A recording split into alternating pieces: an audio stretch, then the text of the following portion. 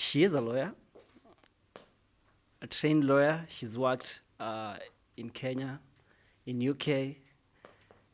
She's hosted a morning show in one of the leading radio stations in Kenya. Reni Gamao, welcome. Thank you. We're here because you happen to wear a new hat. Please tell us more about it. I have just been invited to and have accepted the invitation to join the board of directors of Amnesty International Kenya. And at our first ever board meeting, the really incredible group of men and women who sit on that board elected me as the chair. So I'm now the chairperson of Amnesty International Kenya. This is massive. Do you feel the weight? I think I feel the weight that every Kenyan feels when they look at the newspapers, when they watch TV, when they go online, when they see what's going on in WhatsApp groups. The real privilege is to sit in a position where I can officially do something. But I think all of us feel the weight. And to act as if we don't is to hide the truth of the difficulty in which we're living right now. Kenya has quite disturbing history in the past. Our human rights record ain't the best. What's your approach now as the new chairperson of Amnesty Kenya Board? Here's the thing. In terms of approach, I think that the greatest thing that the rest of us who watch from the sidelines should do is commit to support those efforts. In fact, commit to be a human rights activist. And I think in terms of doing things, I don't know that it would be differently, but you can rest assured that I am the card-carrying member who will be saying, whether it is your residents association, your school board of governors, your area playground defender, everyone should be a human rights activist. Everyone. Because when we all are, there will be no need for a few people to stand tall and have their heads potentially cut off. And we'll achieve what it is that we want, which is human rights for all, no matter your background. We've more of normalized extrajudicial killings of suspects, people who could have otherwise gone to court. Are you concerned? Am I concerned that there are nearly 30 young men lying in their own blood on the streets in Nairobi? Is that the question? I think the question should be, are you not concerned? But here's the thing. Let's take a step back and tell ourselves a few truths. How do we get to the position where shoot to kill and bounty for killing actually becomes an option? And tell ourselves a little bit of the truth. So here's how it starts.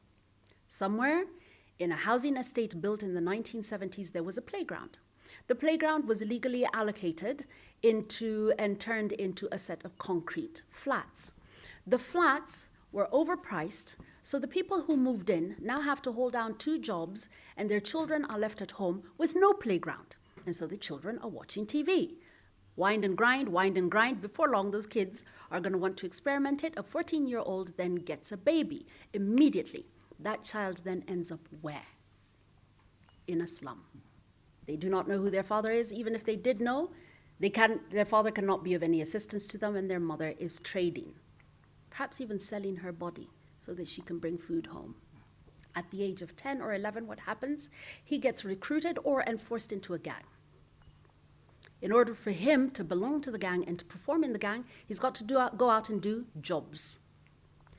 We cannot doubt for 1 minute that with the incredible law enforcement mechanism we have in this country and our very powerful and capable agencies, including the police, that they don't know what's going on. Then you arrest this boy the first time. He goes to court, gets bail, comes out, and goes back to the gang. The police officer arrests him a second time and a third.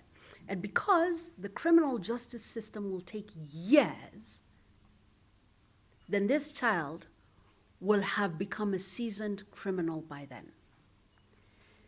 Every person who he has robbed, put a gun to, or in some way molested is tired. The police officer is tired.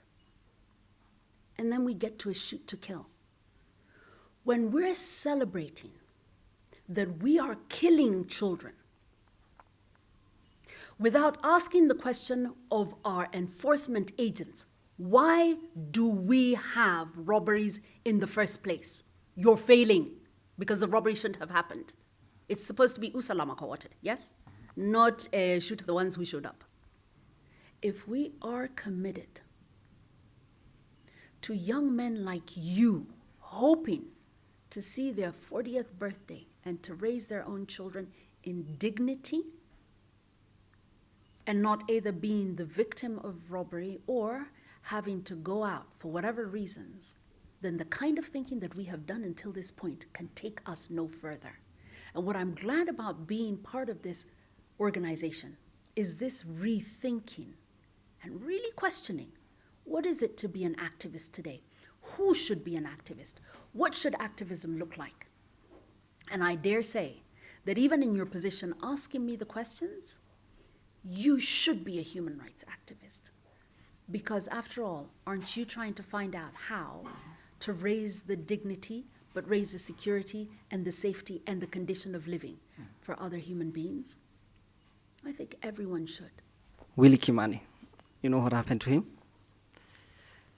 Do you at some point, I know you've not served for long at Amnesty, but do you at some point, fear that, what if, just what if, in my cause of duty, speaking for these young men in informal settlement areas, and it comes with a share of threats, right?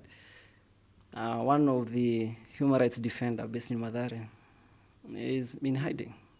Of course, he's received death threats. It can happen to everyone. What if it happens to you? Let me answer it this way. Because the question is a question of fear over action. Human rights defenders have always been seen as defending those who are wrong. I dare say this. A human rights defender defends human rights and dignity. That it is owed to you in the same way as it is owed to that boy, as it is owed to the victim. And so when we ask of all the institutions and all the individuals to engage in what they need to, it is because everyone is owed that right. Now, we don't talk about rights when they are and where they are being enforced. We talk about them when they are being violated and when they are not being enforced. So when you see, and leave alone me, I think there are people like that gentleman who you have mentioned and others who are on the grassroots, who are really on the ground, every day having those confrontations. That the threat comes to them every day. But here's the question. What if we all go silent? What happens then? What if I say to myself and my board members say to themselves, we don't have to do this.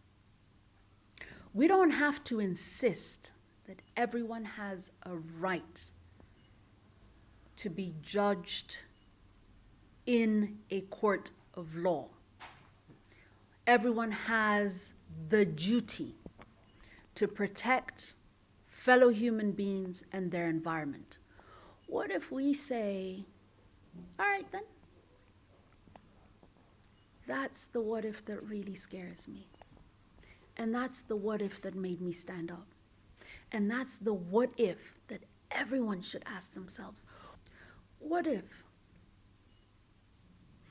you were walking to your 5 a.m. job at a construction site, but there's an order and a bounty on your head, and you are young, you're 19, or you're 21, and you're an easy target because you're walking on the street, because we could just plant a gun on you.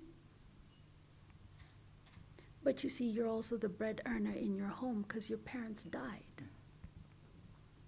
What if we don't stand up for those people? What if we don't insist that the police ensure that there's safety and security? What if we do insist that our playgrounds remain playgrounds and that our children are allowed to play, that we insist that slums in Mathare cannot be turned into concrete jungles? The jobs are not going to foreigners where locals can be trained to do them, and that every single person has an opportunity, a real opportunity, not a fake one, a real opportunity to make a living. What if we all insisted that dignity belongs to everyone, not that just the people who live west of Tomboya, even the ones east of Tomboya, not just the ones who go to church, even the ones who go to mosques, not just the ones that come from certain ethnicities, but those who come from places where they're still practicing FGM. What if everyone had a right to live? Is that an ideal worth standing up for? Yes, because I've got kids, and I don't want them to be jacked, and I don't want them to be shot, and I don't want them to get to the place where they celebrate the death of a kid just like them. Here's the thing. What if all of us stood up for the same thing? What if all of us supported Amnesty International Kenya and the Kenya National Human Rights Commission and the Kenya Human Rights Commission and FIDA and all the other grassroots organizations right down until the Mathare and the Dandora youth clubs? What if all of us said, find another solution, no more shooting, find another solution, no more jacking? What if? What if?